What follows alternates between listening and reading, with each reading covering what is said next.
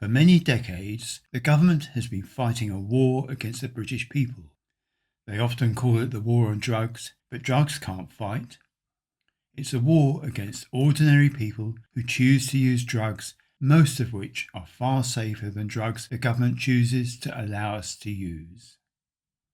Many of those who use larger amounts of these drugs are people who have physical or mental problems, and these vulnerable people are those the government delights in giving a hard legal kicking to. Many people die from these government persecutions. The illegal drugs could be re-legalised for adults and available in off-licence type shops, with the most harmful ones also available in clinics for addicts, so that medics can keep an eye on users and help them when they get into trouble with drugs or when they want to quit. Instead, people get forced onto a black market that the government has created, where the quality and sometimes the chemical makeup of the substances are uncertain. This leads to many accidental overdoses and poisonings, and the British government intentionally makes laws that ensure that more and more of these deaths come about. And if they do get into difficulties, users are unlikely to seek medical help because hospitals can inform on them. All in all, it is a policy of harm maximisation. It is murder by any other name. When pressed on this, the government boasts about needle exchange schemes for injecting drug users, but carefully avoids mentioning that these schemes were never for protecting junkies. They were all about stopping the spread of HIV/AIDS from prostitute addicts to government officials and their business chums. In their involvement in the government's war against the British people, the police have become the government's army of occupation of Britain, and they are well aware that their actions are driving people into increasingly dangerous drug using. Their ever harsher enforcement of the anti-drug business laws can only lead to an evolutionary toughening of the courageous people who supply illegal drugs to customers. These are forced by heavy policing to become harder and more violent, to become more likely to use children as workers on the shop floor of supply, in order to avoid the increasingly harsh penalties.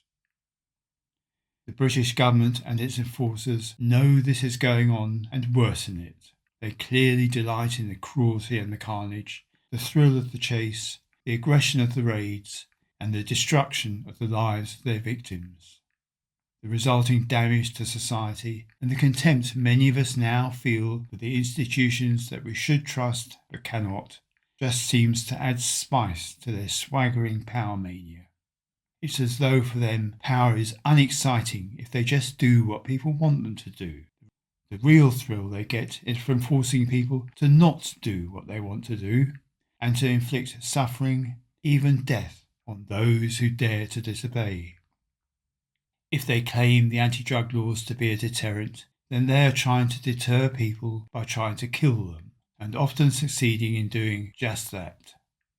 Most recreational activities have risks attached, cycling, hill walking, whatever, but when it comes to drug taking, government policy massively increases the risks. British politicians, the Home Office, the National Crime Agency, the police and the judiciary are cunning serial killers on a vast scale, and they do so well out of it, even getting friendly pats on their bottoms from the chief editors and owners of the lie factories.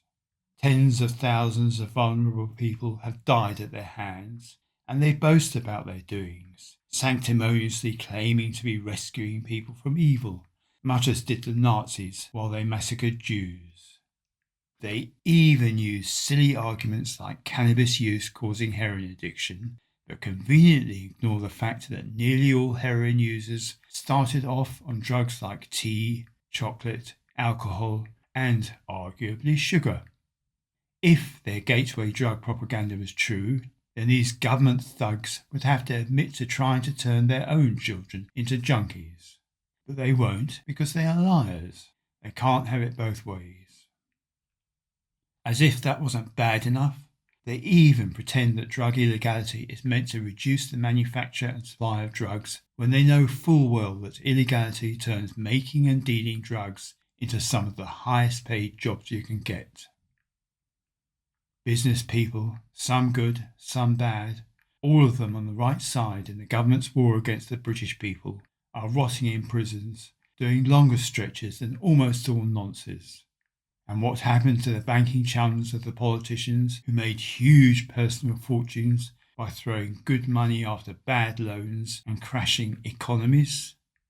They got lost money printed up as bonds by governments as some kind of reward for making so many people poor or even suicidal, and almost none ever got to spend a single night in jail. Instead, it was fat, juicy bonuses all round, while shop prices go up. The drug business martyr's great crime is to provide a service for those British people that the government most loves to hate, the disobedient. The economic consequences of the Inquisitions is an enormous increase in the prices of illegal commodities, and this in turn means that the many people who would otherwise have grown out of lives involving theft, fraud, prostitution and the such like, continue to do such things in order to be able to afford the massively overinflated prices of the black market substances they enjoy or are addicted to. So, as well as creating ever more violent supply groups, as well as increasing the numbers of children entering the lucrative career path of criminal gangsterism, as well as deliberately causing ever higher numbers of deaths from accidental poisonings or overdoses, the government is creating major crime waves involving anything illegal and profitable, including robberies involving murder. And they force us to pay the taxes that fund this insane war against the British people. Tackling the huge problems worldwide caused by counterfeit medicines, bogus cures, and drug company manipulation of data attracts far, far less government funding. As for the police, they have been made into psychopaths by this war.